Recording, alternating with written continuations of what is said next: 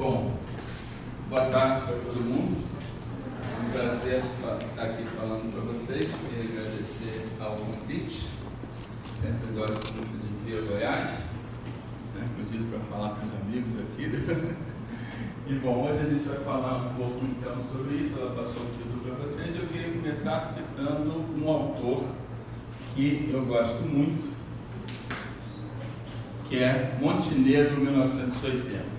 Se hoje você não estranha a crueza dos lábios sem peixe da rua vazia, te peço desculpas, me abraça meu filho, não sei se eu tentei tanto quanto eu podia.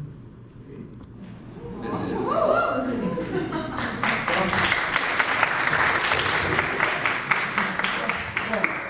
A gente fala em conservação da biodiversidade, mas qual o objetivo da conservação da biodiversidade? A palavra conservar tem o sentido de manter. Então, conservar seria manter a biodiversidade no seu estado natural, quer dizer, antes de alterações significativas causadas pelo homem. Agora, a nossa pergunta é: qual é o estado natural da biodiversidade? Né? Um conceito que tem ganhado espaço na biologia da conservação nos últimos anos é o conceito de Stiffing Baselines, linhas de base móveis. Ou seja, a gente acha, bastante ingenuamente, que a natureza intacta é aquilo que a gente conheceu durante as nossas próprias vidas ou no passado recente. E cada vez mais a gente vê que isso não é verdade. Por exemplo, um trabalho muito elegante de uma norte-americana chamada Lori McCranaghan, ela publicou um trabalho em 2009 mostrando peixes que eram entregues numa colônia, num clube de pesca na Flórida, ao longo de mais de 6 décadas, e que esses peixes eram expostos no mesmo pódio, no mesmo lugar exatamente. E esse mesmo lugar onde os peixes eram pendurados serviu de comparação do tamanho dos peixes. E com isso ela pôde mostrar cientificamente que as histórias de pescadores, sim, eram verdades. Os peixes das mesmas espécies eram muito maiores antes do que são hoje, tá certo? Então, agora, quando a gente aqui trabalha... Desculpa, eu tenho hábito de pedir, mas eu estou com isso aqui. Quando a gente trabalha aqui nas Américas, normalmente a gente adota o que a gente chama de linha de base colombiana. Ou seja, é presumido de forma bastante ingênua que a fauna que Colombo e Cabral encontraram quando eles chegaram aqui era a fauna completa das Américas. Pois a gente sabe melhor. Né? A gente aprendeu que a fauna completa da América do Sul seria essa, certo? A fauna completa da América do Sul, que Colombo e Cabral descobriram, seria onças, antas, capivaras, tamanduás, araras. Vocês acham que a fauna completa da América do Sul seria essa, né? Foi mal, enganaram vocês. A fauna completa da América do Sul seria essa. Além de tudo que a gente falou antes, criptodontes, preguiças gigantes, elefantes, tigres dentes de sabre e muitos outros bichos que já não existem mais, tá certo? Hoje a gente sabe que a gente vive num mundo onde 97 dos 150 gêneros de animais maiores do que 50 quilos, que a gente chama convencionalmente megafauna, desapareceram entre 50 mil anos atrás e agora. Alguns tão recentemente, como 7, 5 mil anos atrás, 2 mil anos atrás, 1000 anos atrás, 500 anos atrás. Certo? Todos esses animais apareceram muito recentemente. Então a gente acha que essa megafauna, essa diversidade que a gente conhece de megafauna, quase todo mundo aqui é megafauna, com algumas possíveis exceções, tá certo?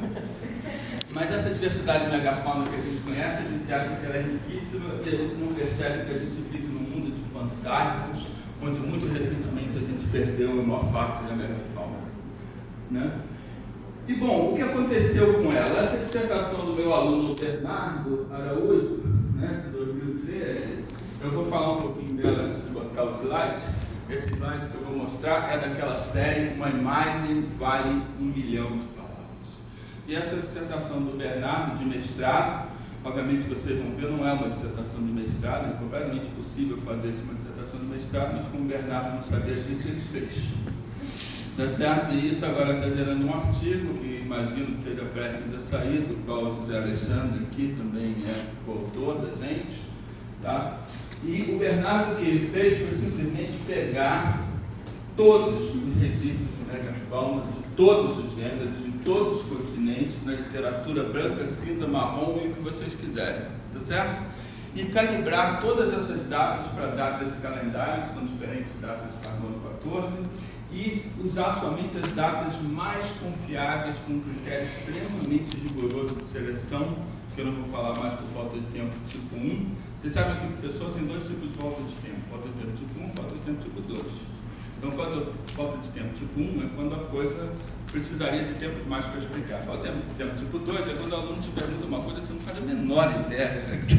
E aí você diz que você não vai responder falta de tempo tipo 2, beleza? Mas eu não vou falar muito dos métodos por falta de tempo tipo 1. Mas o Bernardo levantou, usou critérios extremamente rigorosos, mais do que qualquer paper que eu já vi na minha vida, para separar apenas as datas mais confiáveis, e ficou apenas com 2.088 datas de megafauna e 760 e poucas datas de chegada humana a vários lugares do planeta. E confrontou isso com uma curva de mudança climática por um proxy, concentração de oxigênio 18, que é um proxy da variação de temperatura. O resultado disso é o que vocês vão ver na figura seguinte. Em cima vocês vão ver a região do mundo, essas 19 regiões, os gêneros de megafauna e uma curva que mostra a mudança climática, mais alta é mais quente, mais baixa é mais frio. E vocês vão ver uma linha vermelha pontilhada que marca a chegada do homem a cada uma dessas regiões do mundo. E um pontinho preto que é o último registro da megafauna em cada região. Beleza? Então isso é o que vocês vão ver agora. A região, o gênero, a linha vermelha que marca a chegada humana, a mudança climática e os pontinhos marcando a extinção da megafauna. Vocês percebem que o pontinho preto insiste em ficar incomodamente perto da linha que marca a chegada do homem. Vocês percebem isso? Ok? Então, bom, essa questão, claro, não é tão simples assim. O clima pode ter jogado no papel em alguns lugares, mas acredito que esse papel seja muito secundário. Ali em cima dos dados dessa figura, você teve eventos mais próximos, de extinção mais próxima do que eu esperava a caso da chegada humana, 76 casos só da chegada humana, da mudança climática 2 casos, de ambos 80 e de nenhum dos dois 40. Desculpa, de ambos 8 e de nenhum dos dois 40.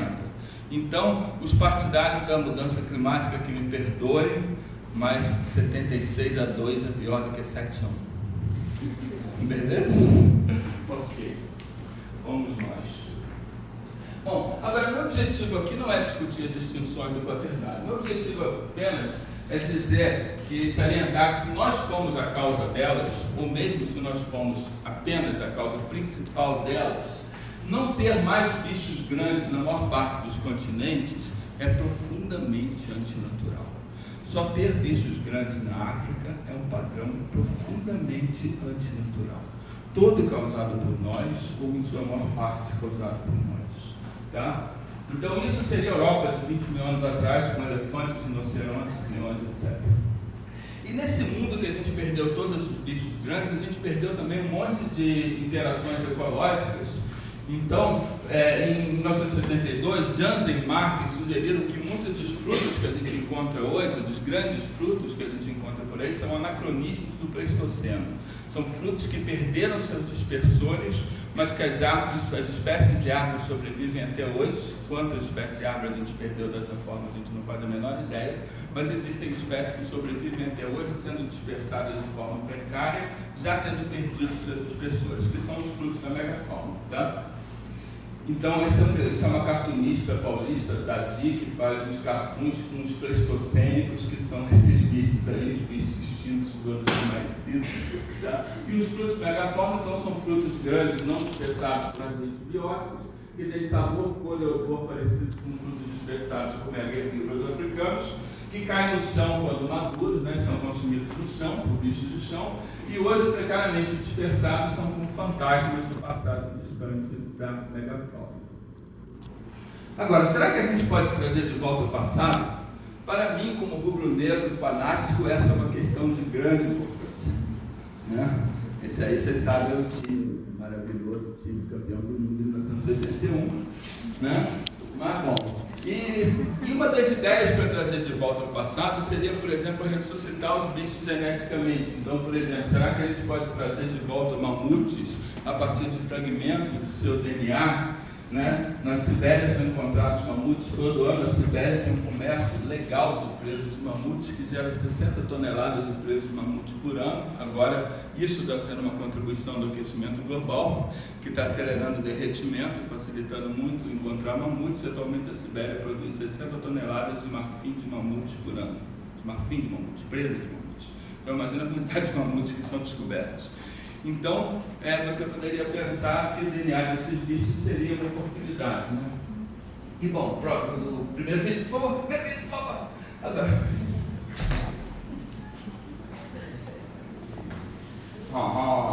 É esse?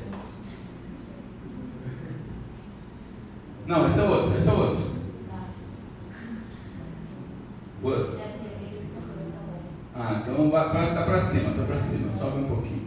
Laço Tasmanian Tiger, Tyler Sign. Esse aí. Pode botar a tela inteira, por favor. Então, esse aí, vocês sabem, é o tilacino. O tilacino é o chamado lobo da Tasmânia, o tigre da Tasmânia, que é um canguru com profundos problemas de identidade que acha que é cachorro. Certo? É um marsupial, um exemplo espetacular de convergência evolutiva de um bicho que evoluiu em linhas similares ao projeto adaptativo, se eu posso usar essa palavra horrorosa, não. Evoluiu de forma a ter um modo de vida similar dos cachorros. Tá? E esse bicho se extinguiu em 1936, esse aí é o último indivíduo, Benjamin, no zoológico de Hobart, na Tasmânia. Né? Beleza, obrigado. E então, aí pode passar para o próximo, por favor. Agora eu passo. Então, existe essa longa história da ressurreição genética do tilacino. Teoricamente, o tilacino seria muito mais fácil que os mamutes, porque existem fetos de tilacino de 80 anos de idade, em álcool de bichos preservados na década de 20. Então, esses bichos poderiam ser utilizados para você tirar o DNA. E com base disso, um geneticista chamado Andrew Bass e colaboradores obtiveram financiamentos gigantescos na casa de bilhões de dólares. E depois de uma década de investimento nessa ideia da ressurreição genética do tilacino, eles obtiveram um fragmento de 17 pares de base de DNA de tilacino, que participa da ativação de um gene para a produção de colágeno, e esse fragmento então foi inserido em 2008 no DNA de camundongos. Qual foi o resultado? Camundongo com uma ínfima proporção de DNA de tilacino. Tá certo? 17 pares de base não quer dizer absolutamente nada. O camundongo tem milhões de pares de base, tá certo? Então são fragmentos ridiculamente pequenos, mas você pareia com uma espécie próxima para poder reproduzir um troço desse. E o que acontece? O que pode variar são as seções do DNA que não se modificaram, são seções do DNA que são conservadoras, porque seções que são diferentes não vão variar, tá certo? Com uma espécie atual.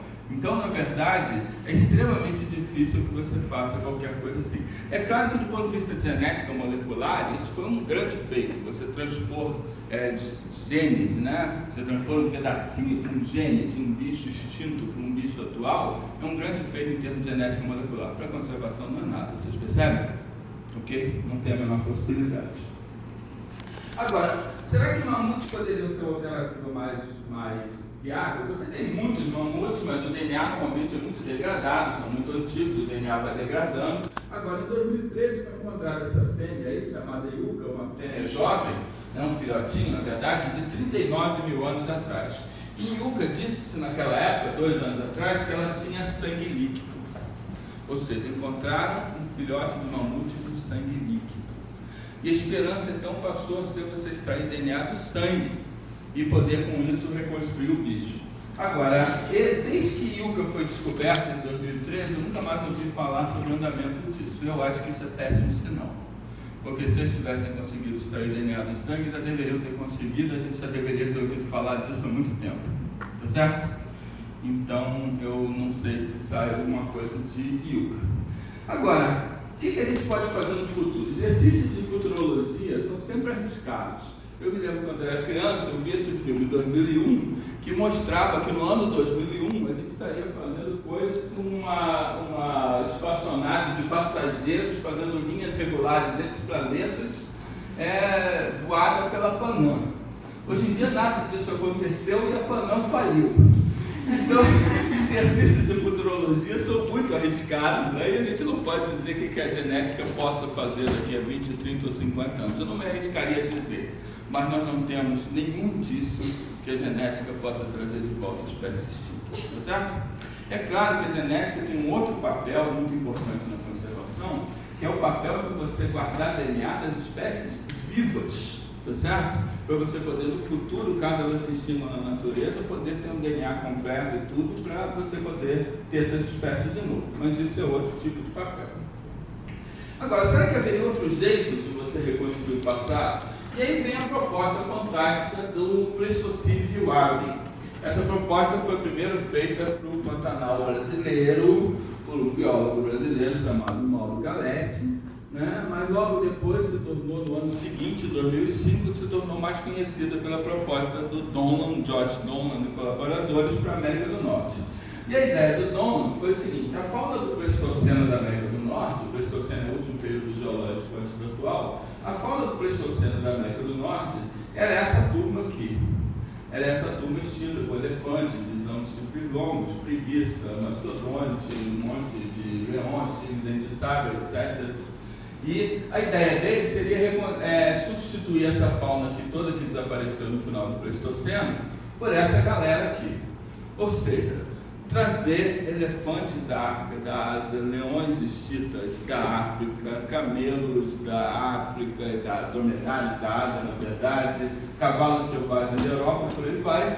Então, com esses bichos todos trazidos de outros lugares, reconstruir a fauna do Pleistoceno da América do Norte com proxies, ou seja, não com as mesmas espécies, mas com espécies que, teoricamente, realizariam funções ecológicas similares.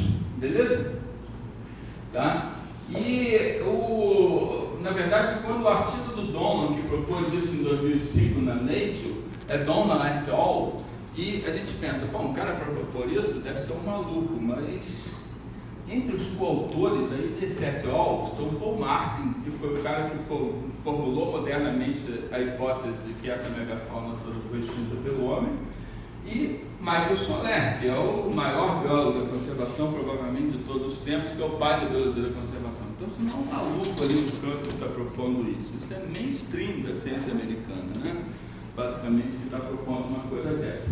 E o objetivo declarado é restituir processos ecológicos evolutivos que foram eliminados ou mudados pelas extinções da megafauna através de próxies, de levar uma coleção de espécies taxonomicamente tão próximas quanto possível, que farem as mesmas funções ecológicas, para áreas esvaziadas nas grandes planícies norte-americanas, com a ideia de que os proxies restaurem os processos ecológicos que um dia tinham sido exercidos pela megafauna extinta.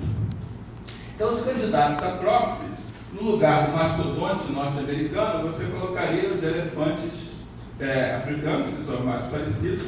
No lugar do mamute norte-americano, você botaria o elefante asiático. No lugar do cavalo norte-americano extinto, você botaria o Equus preualski, né, asiático, né?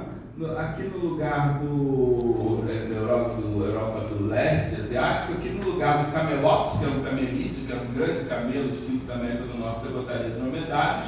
No leão, na América do Norte, tinha sim um leão no Pleistoceno, que era a Panthera leoatrox, você botaria o Panthera leo-leo, que hoje em dia é da mesma espécie, outra subespécie, que é o leão africano. E no lugar da América do Norte você tinha um guepardo, que era Miracinone strumani, você botaria o guepardo africano, que é outro gênero. E no lugar do bisão de chifres longos, Bison latifrons, você botaria o bisão atual, bison que não está extinto na verdade, mas cuja população seria expandida e levada para outras áreas.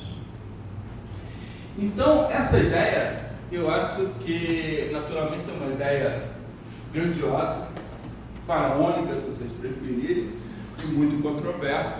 Agora, antes da gente criticá-la, seria interessante ver nas palavras deles o apelo final de Donlan e colaboradores. E eles terminam o artigo deles da Nature com as seguintes palavras: resselvajamento do Pleistoceno é uma alternativa otimística.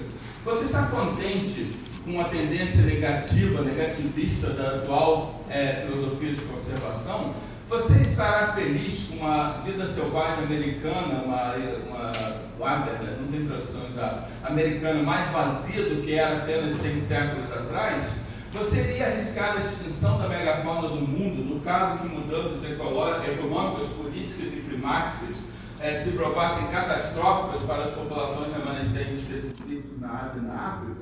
Os obstáculos são substanciais e os riscos não são triviais, mas nós não podemos mais aceitar uma abordagem, não vamos nos envolver, vamos hands-off com a preservação da vida silvestre. Em vez disso, nós pretendemos revigorar os lugares selvagens tão largamente, tão amplamente e rapidamente quanto seja prudentemente possível. Tá? Esse, então, é o apelo final de Dom e colaboradores. E eu entendo perfeitamente o sonho desses caras. Eu fui trazido para a biologia por esses bichos. Né? O que me atraiu, o primeiro interesse para a biologia foi a paleontologia. Eu cresci lendo sobre esses bichos, cresci apaixonado por esses bichos. O livro mais decisivo da minha carreira, sem dúvida, foi esse aqui, O Homem das Cavernas, que eu tenho até hoje, que foi, como me lembro perfeitamente, que na Casa Reis, que é uma papelaria que ainda está lá, mais de 40 anos depois, eu criança chegando para minha mãe, que legal aquele livro ali com um desenho profético, né, dos caras atacando um mamute na capa, né? Mãe, compra aquele livro para mim, coisa e tal, e ela comprou e, enfim, eu me lembro disso, eu entendo perfeitamente a paixão desse cara. Imagina o que sentiu o Paul Martin quando percebeu que fomos nós que acabamos com esses bichos. Quer dizer, a tentação de poder trazer isso de volta, a tentação de poder consertar isso de alguma forma, remediar isso, trazer esses bichos todos de volta. Então, quem um dia amou esses bichos que não sonharia em trazê-los de volta? Né? A necessidade imensa que a gente sente em conservação de ter esperança, de tentar fazer alguma coisa melhor, não só perder menos, mas tentar conseguir alguma coisa. Então, será que nós estamos fazendo tanto quanto nós podemos pela conservação? Agora, será que esse é um sonho possível? Depois que a ideia do Rio Arden saiu uma vasta quantidade de artigos na literatura nos anos seguintes discutindo isso, e a grande maioria dos artigos que foram publicados sobre isso foram metendo o pau no Rio Arden. E o artigo mais crítico, mais feroz talvez do Rio Arden é esse cara aqui, Tim Caro, né? O Tim Caro, e ele tem argumentos como esses. Os processos ecológicos mudaram muito nos últimos 13 mil anos, no caso da América do Norte. Você tentar botar o bicho para reconstruir o processo ecológico, mas o processo ecológico não existe mais. A vegetação não é mais a mesma, as espécies que participavam daquele processo ecológico não estão mais lá. Né? Agora, podem ser trazidas doenças que afetem a fauna nativa. Reintroduções de espécies, reintroduções de uma única espécie são muito difíceis de fazer e falham na maior parte dos casos. Imagina uma coisa nessa escala. Possibilidade de interações ecológicas indesejadas e hibridizações indesejadas, né? Com espécies nativas, com populações nativas, dependendo do caso. Pressões seletivas são distintas do Pleistoceno e imprevisíveis. O ambiente todo mudou. A mudança que você faria de evolução e botar todos esses patrimônios genéticos num novo continente e deixar isso evoluindo, seria imprevisível, seria quase como brincar de Deus, vamos dizer assim, né? O potencial evolutivo desses bichos poderia ser melhor mantido nos seus hábitats originais na África e na Ásia. O público poderia rejeitar proximidade com os grandes predadores, introduzir leões, guepardos, etc., na América do Norte. Poderia reduzir ecoturismo na África e na Ásia, possivelmente. Poderia diminuir a apreciação das pessoas pela fauna nativa que pareceria desvalorizada em relação a esses gigantes. E é caro. Astronomicamente caro. Tá? A escala realmente astronômica. Agora, o problema básico do Rio Arden, claro, é que se trata de uma maciça introdução de espécies exóticas. E a gente está cansado de saber, espero que vocês saibam isso, da conservação, que introduções de espécies exóticas com muita frequência não acabam nada bem, certo? A gente está cansado de saber de uma imensa quantidade de casos de desastres de conservação produzidos pela introdução de espécies exóticas. E você está falando da introdução de ecossistemas inteiros, praticamente exóticos, né? Uma coisa gigantesca, tá? Então, coisas como essa, né? Eu irei reproduzir mais, esmagar reprodutivamente qualquer coisa que você jamais amou.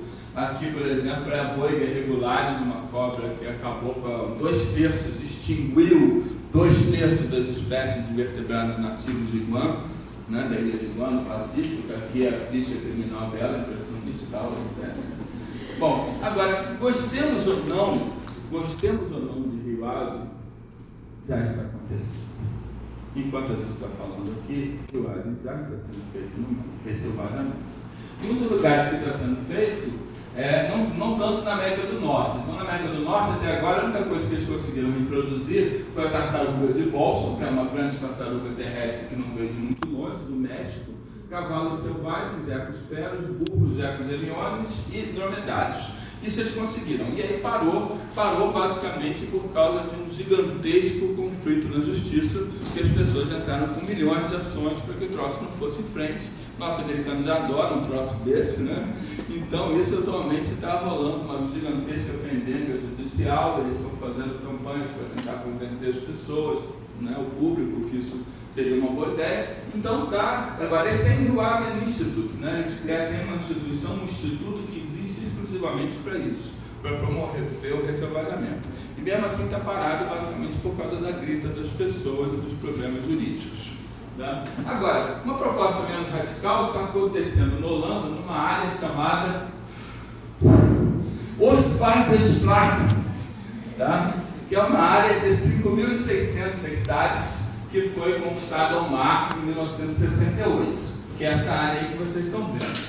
Então, o Oostvaardersplassen, eles reintroduziram o Red Deer, que é o Cervus elaphus, que é um cervídeo encontrado em outra região da Eurásia, o Hack Cattle como proxy dos aurópodes e cavalos Konig como proxy dos tarpães. Tarpães são cavalos europeus extintos, trouxeram cavalos Konig da Ásia para substituí-los. E o Hack Cattle tem uma história muito interessante. Vocês sabem que o auroque é o ancestral silvestre do boi doméstico.